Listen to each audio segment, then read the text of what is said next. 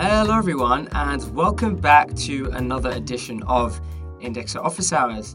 Today is the the 16th of December, and this is Indexer Office Hours 238, the last IOH of 2025. So thank you everyone for joining us today on IOH. Really do appreciate each and every one of you. I recognize a lot of your faces. Many of you have been with us every single time. We've done IOH pretty much most of the time. And so I want to extend my gratitude to each and every one of you for showing up week in and week out.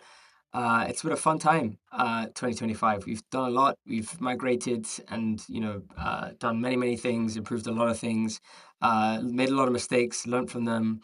But yeah, appreciate everyone for putting in a lot of hard work to ensure the graph ecosystem is always tip top. And so yeah, just want to express a little bit of gratitude to everyone, and very excited for 2026. Right, it's another year on the books. I'm sure it's going to be an amazing one. Lots of exciting stuff planned.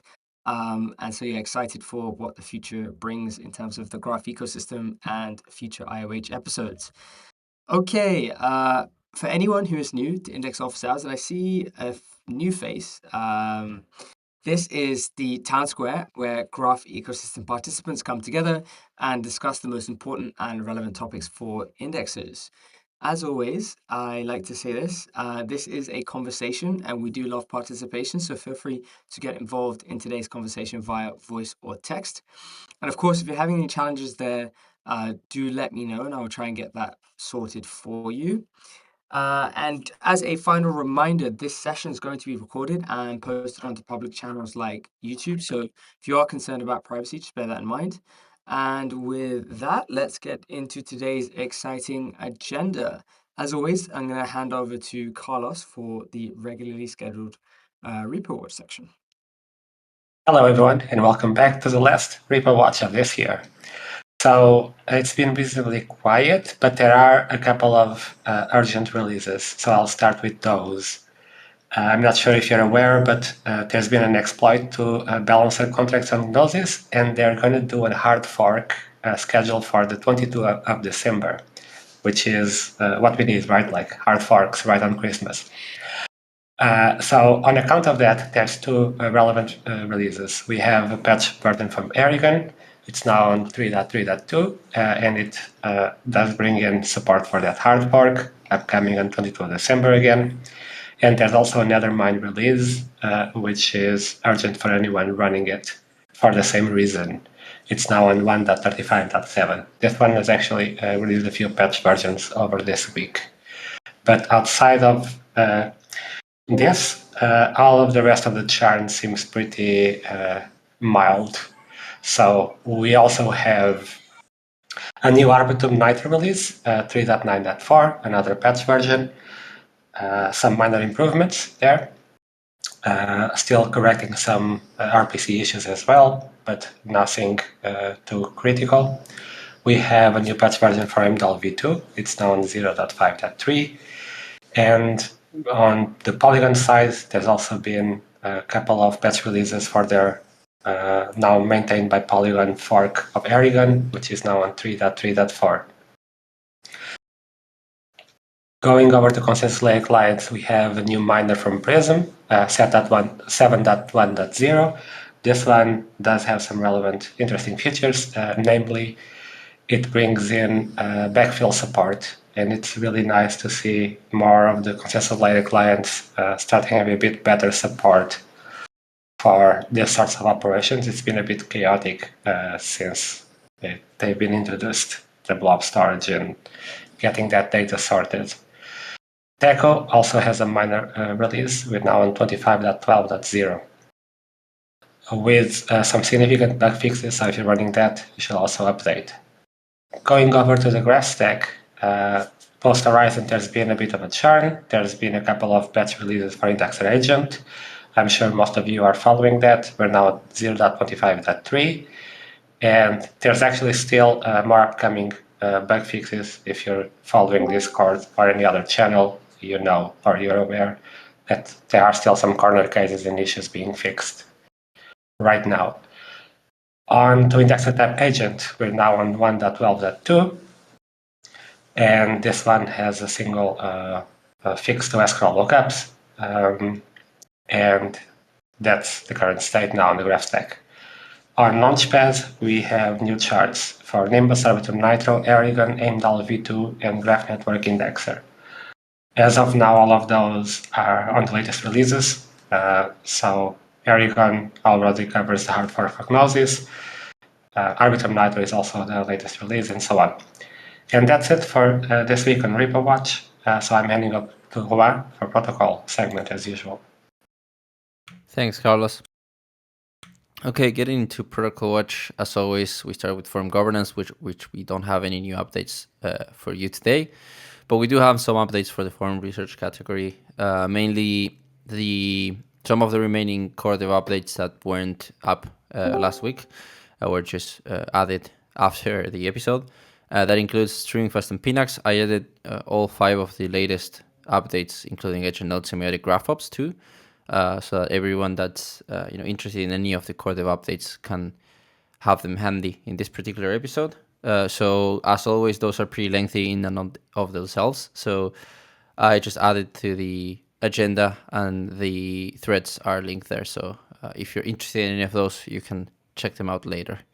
For the contracts repository, it's been a while, but we now have quite a lot of open PRs and merged PRs. Almost all of them are related to the rewards eligibility oracle, with a few exceptions. There are, maybe some small fixes to or fixes or updates on the contracts regarding Horizon. But yes, they're all also linked in the agenda if you're interested in any of those. And for the network subgraphs segment, we did have, after last week's IOH, we had a small update to the Horizon subgraph version 2.0.10, both on carnivore subgraph and analytics subgraph, which was a small hotfix. Both carnivore subgraph and analytics now share some common code base amongst the two, so some of the issues that affect one will affect the other, but not all of the issues that affect analytics, for example, will affect the carnivore subgraph. So expect, similar cadence in updates, particularly related to hotfixes and so on. And yeah, that's pretty much it for Protocol Watch. So I'm going to be handing over to Kate now. Thanks, Juan. We're pretty much the same where we were last week in terms of the CIP. No new chains currently on the horizon, but and we did have, I believe it was Stable should have had its public mainnet last week launch as well, which again, these are all chains that were integrated to the network through Studio, so they're just only available for serving queries at this time. So that's about it. I did just want to mention that this is going to be my last IOH. And so I want to thank you all so much. I am still going to be a 𝗏𝗏𝗏 member, just taking a break as a contributor for the time. And I want to thank you all so much for your collaboration, all your awesome efforts, all the amazing work and service that you provide, and really honored and happy to be a part of this community. So thank you all so much. I'm going to miss y'all too. No worries. You'll see me around. There'll still be a P.A.K.A. in the house. Oh yeah, we're definitely gonna miss you. You're a prized edition of Index Office Hours, so yeah, it's gonna be different without you. But excited for the next step. Can you say a bit more about like where you're going? What's the next step, or is it just kind of TBD at the moment? It's TBD at the moment. I am planning a wedding. I know you guys know I'm married to P.A.K.A., but we haven't actually we haven't actually had a wedding. And so we're doing that. And I'm taking a break to work on some other projects. I let Urian know that I'm open to other projects in the future potentially. So yeah, you may see me around. It's good. It's goodbye for now, but not forever. And yeah, I'm really proud of the work that we've been doing with the chain integration process at 𝗏𝗏𝗏 and the work that you've allowed me to be a part of as this community. And 𝗨𝘀𝗧𝗪 has a lot of cool stuff coming up on the horizon once again. And so it's just right now, stepping back, and we'll see what happens in the future. So thanks, everyone.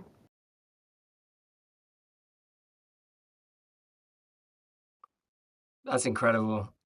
First of all, yeah, congratulations on. I guess you've been married, as you say, for a while, but I guess excited for the actual wedding. I hope it goes well. That's a huge milestone, and I hope everything goes smoothly. And yeah, as I said, we're very grateful for all your contributions and everything you've done with IOH and 𝗨𝘀𝗧𝗪, and we're very excited to see how you get involved into the future. So yeah, massive thank you to you, Kate, and looking forward to seeing what's on the horizon for you. Um, we sound like we're very far away. Okay, all right. Let me just. How about now? I'm just gonna put the microphone up to my mouth so it's easier for everyone to. Yeah, I think it's easier. Too close, too close. Oh Lord, guys, help me out. Too close, too far, too what? Oh, okay. Oh, he's joking. Okay, fair enough. I was about to say you can't win them all. Alrighty. Well, thank you so much, Kate. Appreciate you, and looking forward to seeing what your future holds. The mic should be right up against your face at all times. I guess so. But it's like I don't have an arm, so I'm just kind of holding it in my hand. So, yeah. Anyways, let's get into the next segment. So as I mentioned last week, I'd love to. I'd love to bring us into the next segment. So, as I said last week, we did the quiz. I was kind of testing the format. It was really, really fun. I really enjoyed it. Everyone seemed to enjoy it. The questions were more focused on the larger crypto ecosystem because obviously I was just testing the format. But it seems like everyone enjoyed it, so we're going to do another one. But Jesus Christ, Josh. You guys are unhinged with these gifs and pictures. So we're going to bring it back. We're going to bring back the quiz for the final IOH of 2025. So this one's going to be a lot more graph oriented. So if you guys are in the ecosystem, if you guys have been paying attention in the ecosystem, this should be a breeze. But I tried to make the questions a little bit more difficult and non-obvious. So let's see how everyone does. Okay, let's go. I'm gonna put the first one up. Just bear with me a second.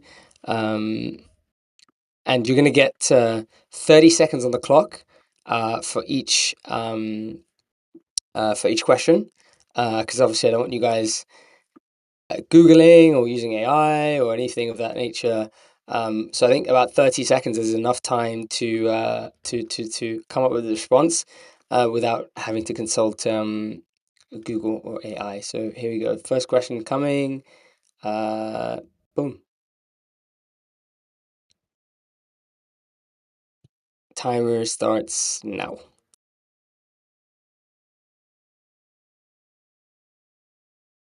30 seconds is how long Amy uses to copy. Oh, geez. Okay, guys, there's the question in the chat. Timer's already started, so give it a go. I don't see any responses yet, which is interesting.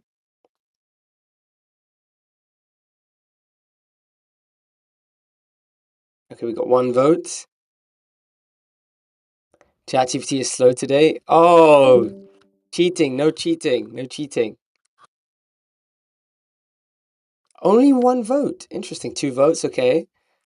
23 seconds, 24 seconds, 5 seconds. Come on, guys. 3 seconds left. 2 seconds, 1 second, and time. 5 votes. Okay. Let's see who got the answer correct. So we've got 4 responses and only 1 correct. Wow. Eugenia got the correct answer. So the question is the following. An indexer is deciding whether to allocate 100k GRT to a subgraph with a strong curation signal but low historical query volume. Which economic factor is the most decisive for long-term? Which decisive for long-term profitability in this decision? A is subgraph current signal in GRT. B is subgraph's historical query fee revenue per epoch. C is the indexer's own query fee cut and indexing reward cut. And the third one is the marginal cost of serving queries versus expected query fee revenue. Okay, people can't argue with indexers. Okay, every long-term profitability for who? Everyone seems to be okay, this is gonna be a funny IOH. All right, let's see. I stick with my answer, same. If we did A and B, the A indexer would be richer. You can't argue with indexes, though it's actually the subgraph's current curation signal in GRT in comparison to total curated signal. You really can't. Query fee revenue plays no factor in this. D is wrong. I guess so. Oh man. Wow, you guys are savages.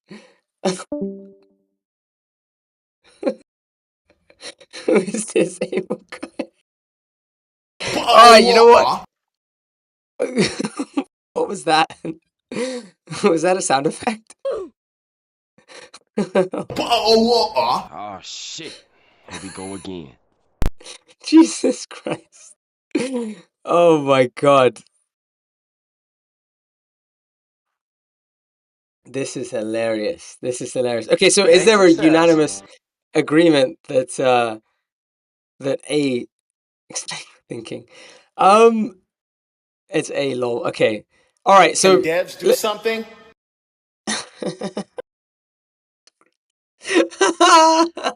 This is the funniest shit ever. Oh my God. Okay, so okay, so whoever thinks it's A, just share your thinking because I think a few of you have, and then we'll take it from there. D. Okay, so to explain the thinking here according to quote unquote ChatGPT. Is profitability depends on whether the expected query fee revenue exceeds the marginal cost of serving those queries. Curation and past rewards are secondary signals. I'm curious to hear people's thoughts on that.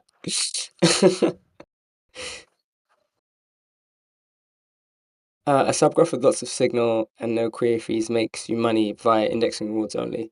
Yeah, that makes sense. That makes sense. Oh man, we're gonna have to change the way that we do the scoring here. Okay, let's see a couple people Can come through devs do with. something? Okay, stop it, man. That's enough. um, it's always been query fees. It's always been rewards over query fees. Yeah. Mm. Yeah, probably not how the network should work, but it is. Yeah, yeah.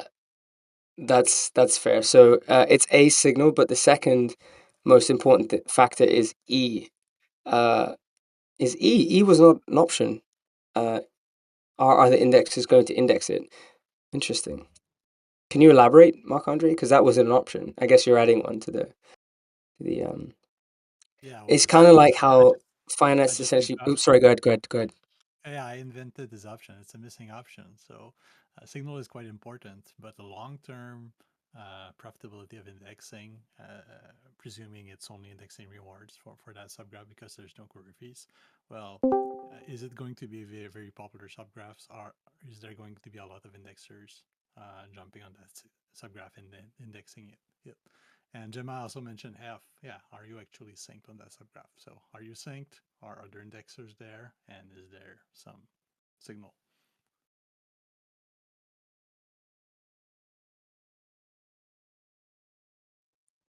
Gotcha. Makes sense. Okay, we're gonna have to figure out how we're gonna score this properly. And G, is it called Uniswap? Oh my God, how many options are we gonna add, guys? I think E and F makes sense, but I'm gonna disqualify the G answer there from you, Slim. This is quite funny. Okay, all right. Well, Okay, that throws a little bit of a spanner in the works. Option Z, it depends. The only correct option. Oh my God, guys, you guys are the best trolls. Very, very good. Okay, all right. Well, let's keep going. Let's keep going. I'm going to. It's almost like it's our job. Yeah, of course, that makes sense. You guys are the experts. Alrighty, let's go for the next question. Let's see what this one brings about. Let's see if this also leads to some controversy, or if this if this uh, if this is cleaner. Okay, so let me just copy and paste.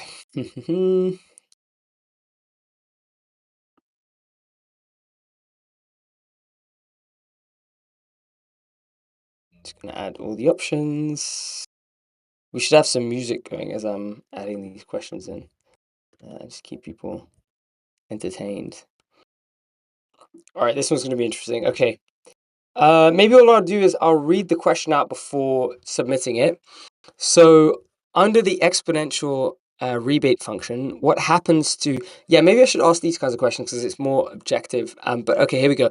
So under the exponential rebate function, what happens to an index's effective query fee cut if they allocate significantly more stake than the query fee volume justifies? So you've got 4 options. We can add some more if we want.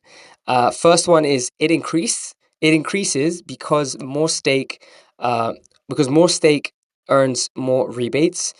B, it decreases because the rebate function penalizes overstaking. C, it stays the same since the cut is a fixed percentage. And D, it becomes 0 because the gateway refuses to route queries. Yes, it is. Right, but this is a quiz, Juan. We just, it's information, like it's historical. Yeah, exactly. This is a history round, I guess you could say. Yeah, pre-World War II questions. Okay, all right, timer. I'm gonna get the timer going. 30 seconds on the clock from now.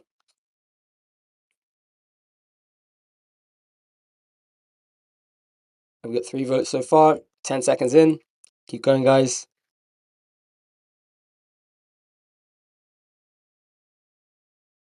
17 seconds, 18 seconds, 10 seconds left. Come on, guys, get the votes in.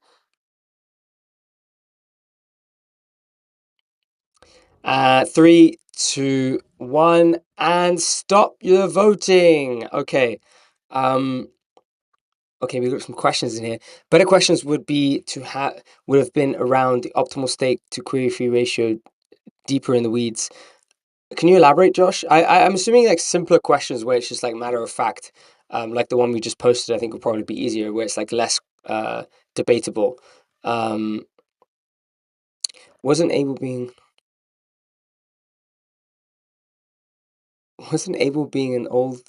being old a topic?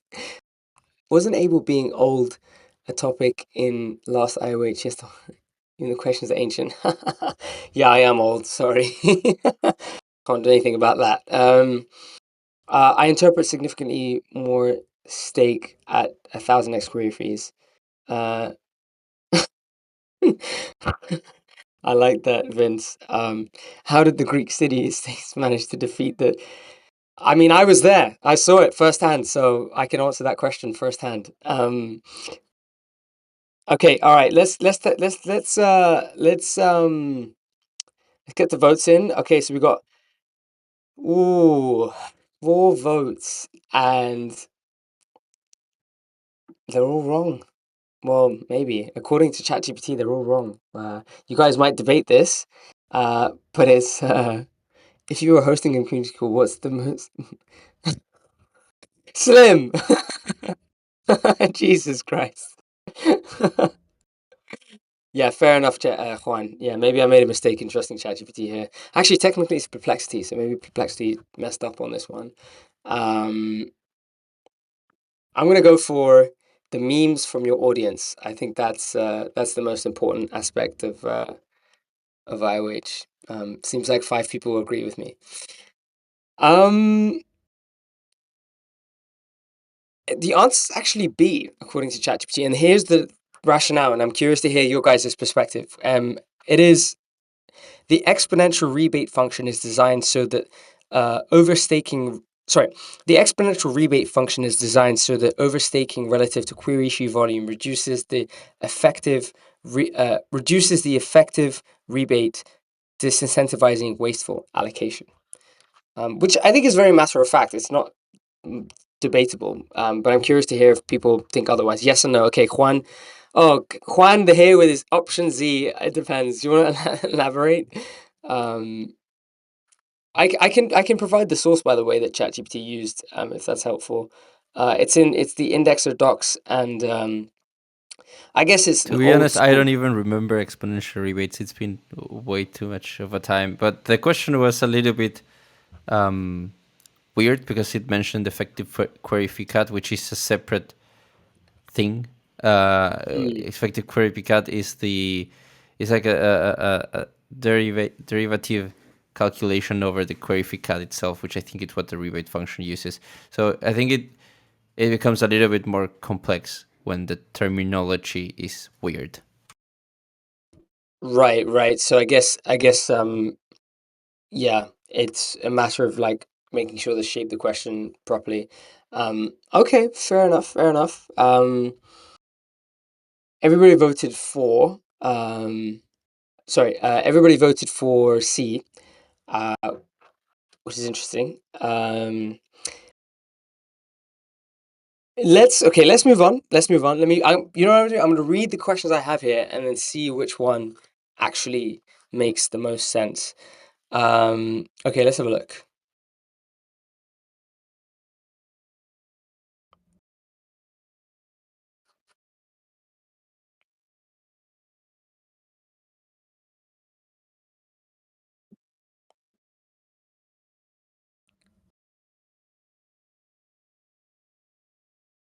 Okay, this one should be reasonably non-controversial. I mean, I don't know. Let's see. Let's find out.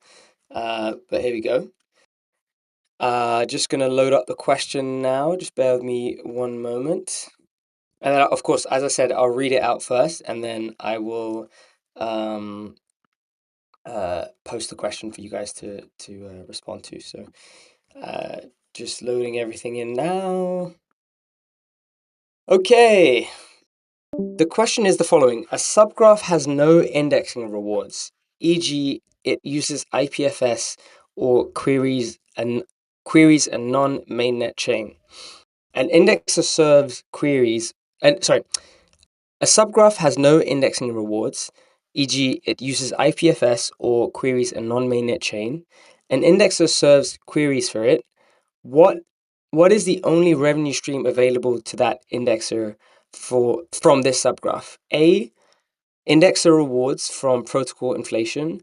B, query fee rebates from the gateway. C, curation rewards from curators. And D, delegation rewards from delegators. I just posted that there. I've got one vote already. Let's start the timer. Here we go. 2 votes. Nice. 5 seconds in. 10 seconds in. 15 seconds in.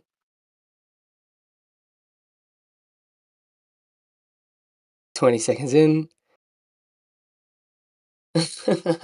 No, I'm sure you've got this one right. This one doesn't seem like a difficult one that you could get wrong, but let's see.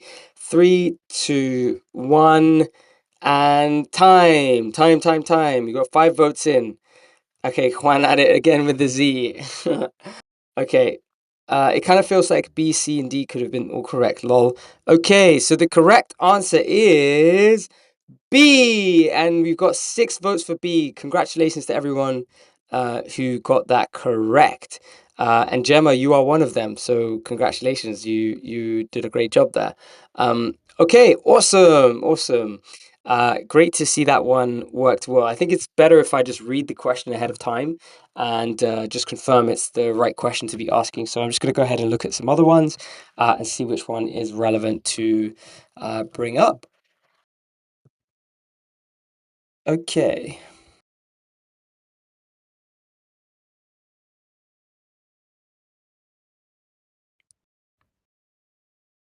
Okay, this one seems reasonable. Okay. What do you mean by non-mainnet? Like, I guess like an IPFS, like it's not a blockchain, you know?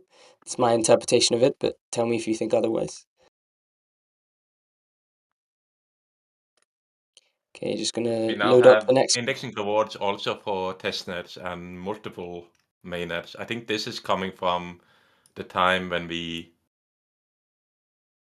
only had indexing rewards on Ethereum mainnet.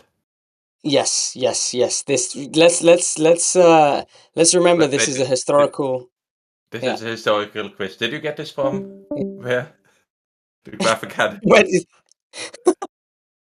Well, I used the Perplexity search, and obviously went to all these like older resources with all All this the old information.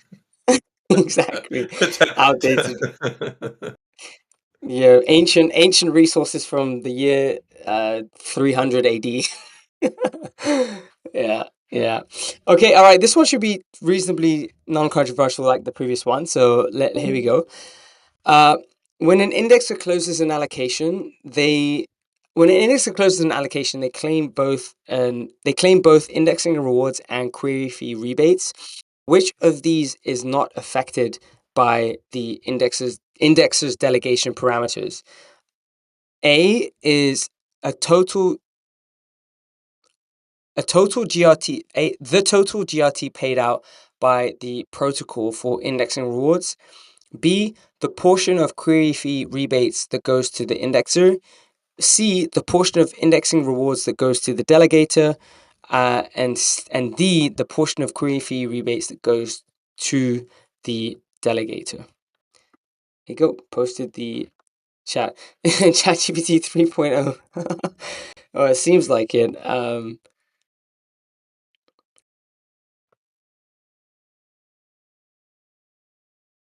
We got one vote already down. Let's start the time. Let's get that going. Make sure that. Alrighty, we're going 3 votes.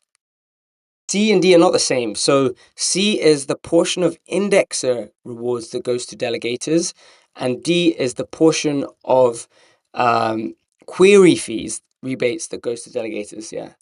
Thanks for clarifying. Okay, 10 seconds left. Come on, guys. We've got 3 votes in. Let's push for another couple of votes. We've got 5 seconds left. 4, 3, 2, 1, and time. Oh, sorry. If you can't see, look, I'll just paste it here. Look, there you go. Okay, I'll give you guys an extra 10 seconds because the answers, according to Vincent, couldn't be seen fully. Okay. 5, 4, 3, 2, and 1. Let's go. We got 4 votes. Let's see which one is correct. And the answer is A. And every single person got that correct. Well done. Well done to everyone who got that one correct. Okay, good. I feel like we're in a flow now. I think we're getting the hang of it. I think the first question was a bit of a doozy and throw us off, but now that I'm actually reading the questions and trying to grok it before I plug it into the chat, I think these are much better. Okay, let's have a look.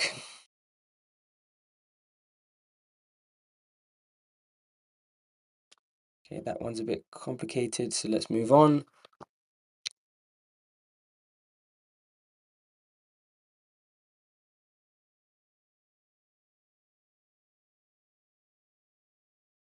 Also a bit complicated.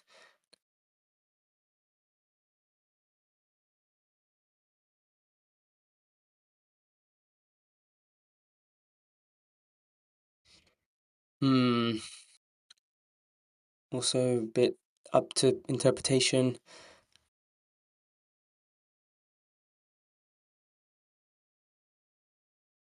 Okay, let's try this one. This one could be interesting. Alrighty. I'm gonna post the question, and then post the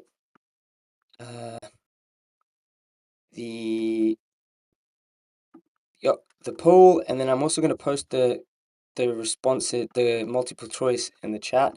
so folks have access to it. There we go. I'll post the entire question as well in the chat with the multiple choice so people can see it. So the question is, if an index's operator wallet is compromised and an attacker relocates all stake to a low demand subgraph, what's the primary economic impact before the indexer can recover? The immediate loss of all GRT staked. B, loss of indexing rewards and query fees from previous allocations. And C, permanent slashing of the indexer stake. And D, the inability to serve any queries until the wallet is restored. Got one vote. Now we've got 2 votes. I'm going to load up the timer and let's get the show on the road. 3 votes in.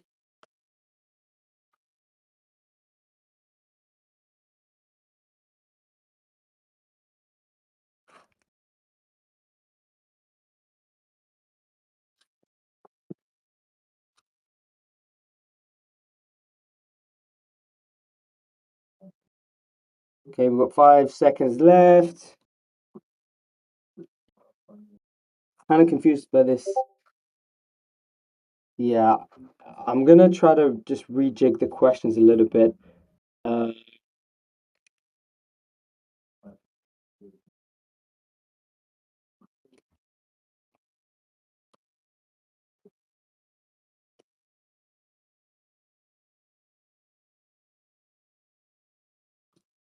Okay, I've just rejigged a bit. Okay, yeah.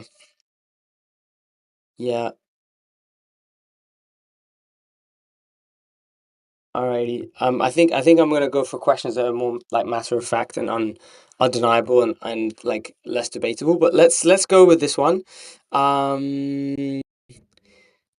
Let's see where we're at.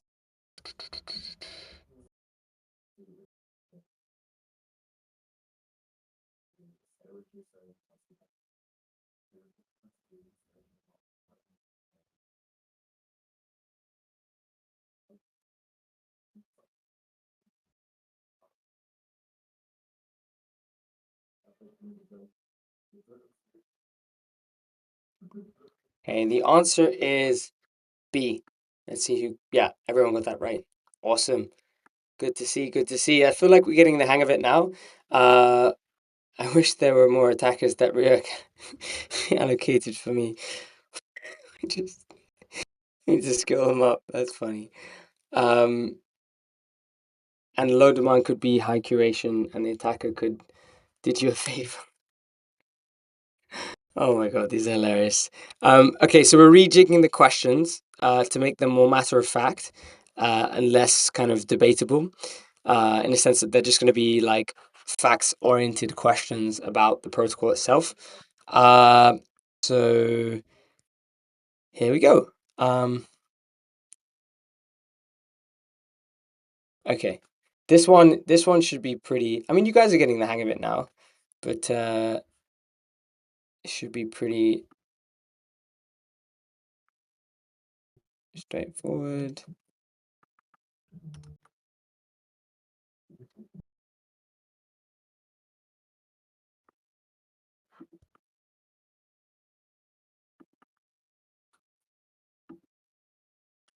Okay.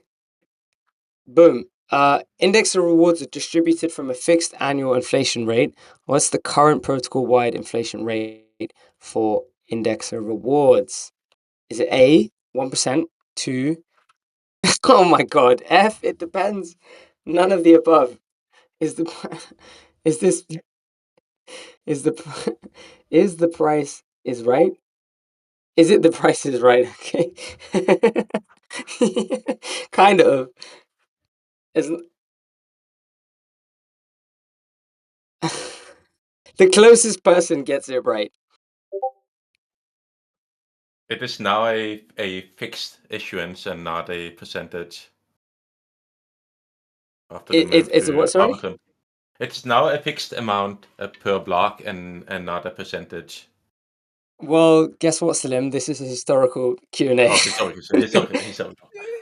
Yeah. 2022. But And it's actually an excellent quiz because these are things that have changed over the last 3 years, and we get exactly. to kind of upskill people while we're having the quiz as well. Exactly. It's all the genius, Slim. It's all the genius in my brain. You're Yeah. starting to see the vision now. Yeah. It might be messy, but you're seeing where I'm going. Yeah. I'm glad you see it. Okay, we got 4 votes. Let me just quickly get the timer going. I guess timer's a bit shorter because I've already had some time elapse. So we've got another 10 seconds left. 9, 8, 7, 6, 5, 4, 3, 2, 1. And everybody got that right. Amazing. And you know what? Actually, I should maybe even give bonus points to Josh because Josh got the exact answer like to the T. So maybe next time we'll account for that. But yeah, good job. Okay.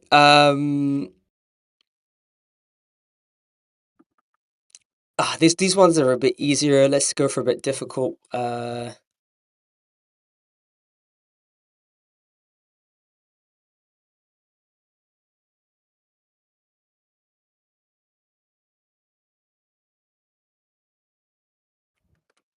Okay, let's try this one.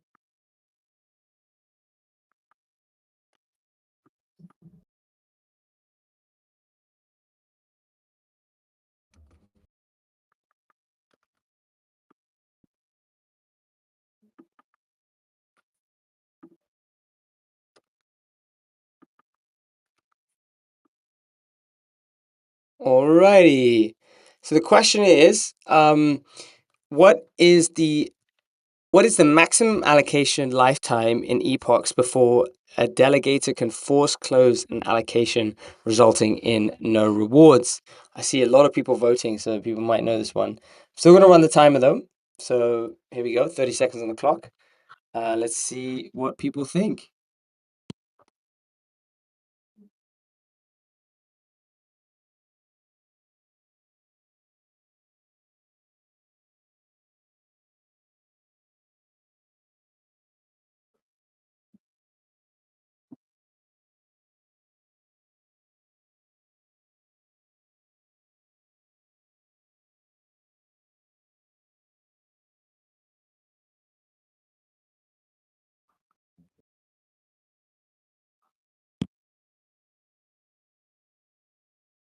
Okay, we got 4 votes. Timer's up. So should say the minimum, not maximum. Horizon says hi. Is that live in Horizon now? Okay. Oh, see, there you go. This is a good line of questioning. And yeah, good way to get some more information about what's going on with Horizons. Okay, so the answer is C. And every single one of you got that right. Congratulations. That's awesome. I feel like these questions might be easier. Let's turn up the notch. Okay. Let's go make these let me just write this down.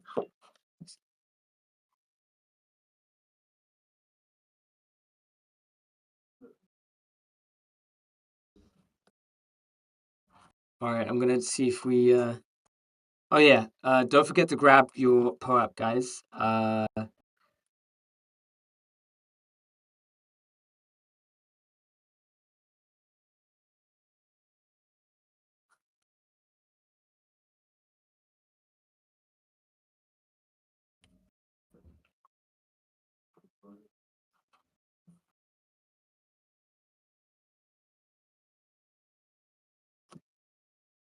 Okay, let's see if you guys remember cost models because we had this at IOH.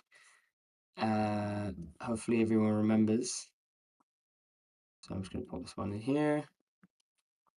Let's add this here.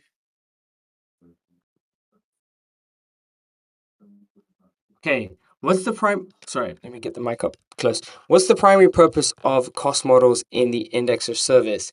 A, to define a subgraph schema and mappings. B, to define which subgraph to index. C, to provide dynamic pricing for queries based on market and query attributions. And D, to define just dispute resolution parameters.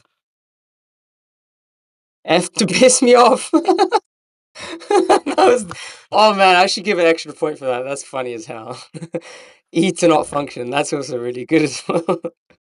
I need to load my 2021 brain to answer. Yeah, that's the point. That's the point. We're trying to get you guys to go to do a bit of a blast from the past and see if your memory is up to scratch. So here we go.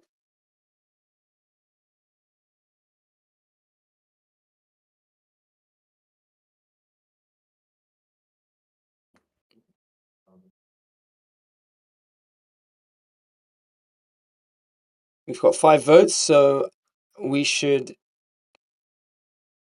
get the show on the road. The answer is C. And everyone got it right. Good stuff. Okay, I feel like these questions might be a bit too easy. So. Oh, okay, here's a good one. Here's a good one. I'm going to throw you guys through a loop. Okay.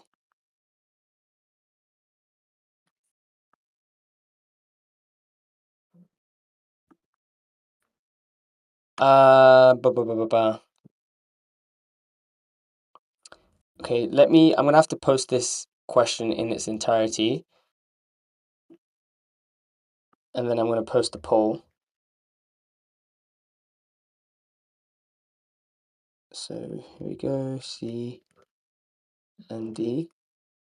There you go. So that's the question, and then I'm gonna create the poll, and you can vote on the poll. So just bear with me a second. A, B, C, and D. All right, there you go. Post on the poll. And I'm going to get 30 seconds on the clock there.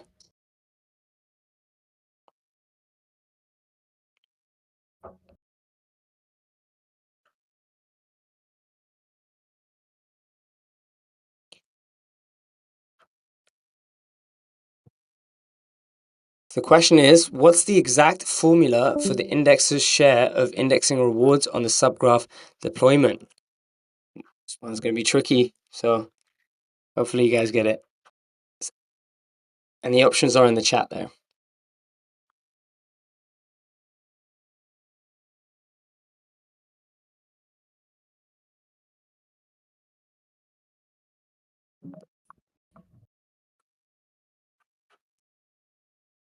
We've got 2 votes coming through.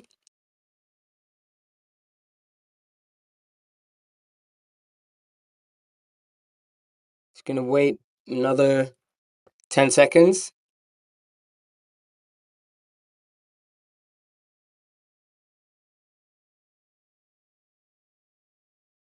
Yeah, I mean, the answer, of course, yeah. I mean, the quiz is not to get everything super duper on the nose, it's directionally correct, but yes, you are right. Okay, we got 5 votes, so we're going to lock and load. So the answer is A, and everybody got that right. Good job. And well done to Mark, Andre, and Josh. They were the fastest ones who got that one right.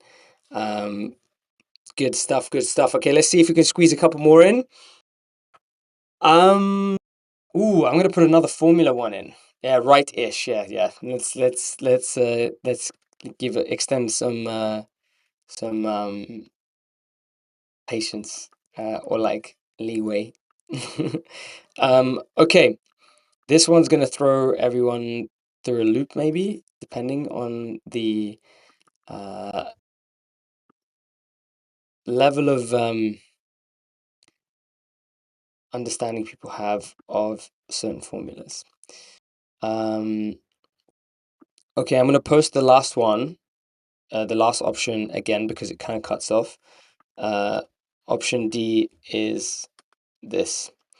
Okay, the question is, what is the exact formula for an index's effective query fee cut when they have delegators? A, query fee cut.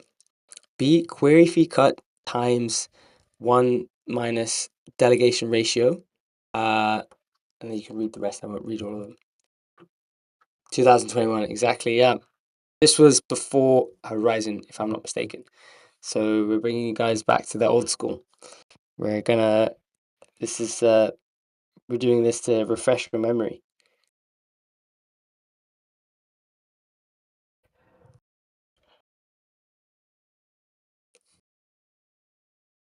Well, 0 votes at the moment. Surprised. I would have thought people have got this one. We got timer going, 30 seconds on the clock. Again, no chat GPTing, guys. No cheating, no Googling. Try your best to try and get this one. We got 10 seconds on the clock, and still no answers. Ooh, maybe we stumped you guys. I hope ChatGPT hasn't stumped you guys. We got 1 vote. Okay, well done to the brave person who voted. That is Gemma. Good stuff. Alrighty, guys. This one might be a bit tricky. We might have stumped you guys. Okay, we got 3 votes. 2 votes have come in. Let's see if any of them are right. Okay. All right. Okay. We have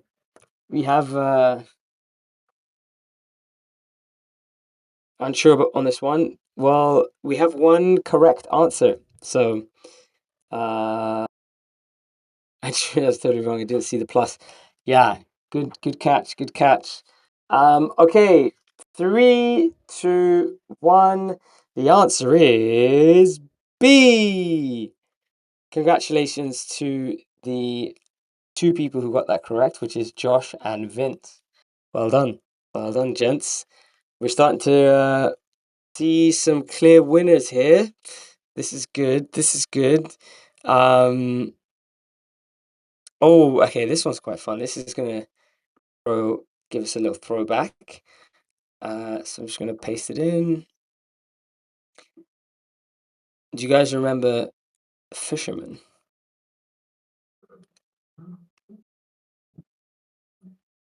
Let's paste this in.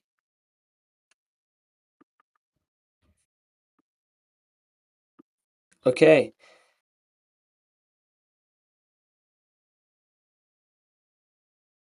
An index's allocation is slashed in a dispute.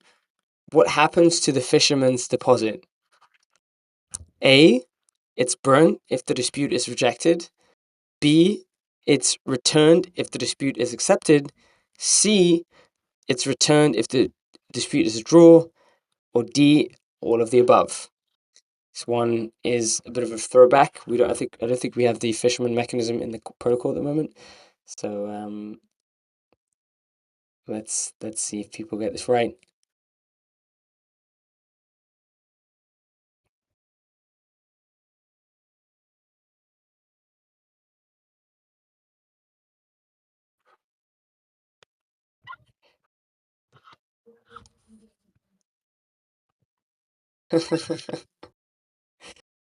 Alrighty. The answer is D, and every single person got that right. Well done. Very nice. Okay, let's see. An indexer closes an allocation, claims query fee rebates. How are those rebates distributed between the index and delegators? I think you guys know that one. That one's pretty easy. What are the exact conditions? Also know that one there. An index's allocation is closed with a POI that does not match the graph node's POI. What happens to the indexing rewards? I think you guys will know that one there. Let's see.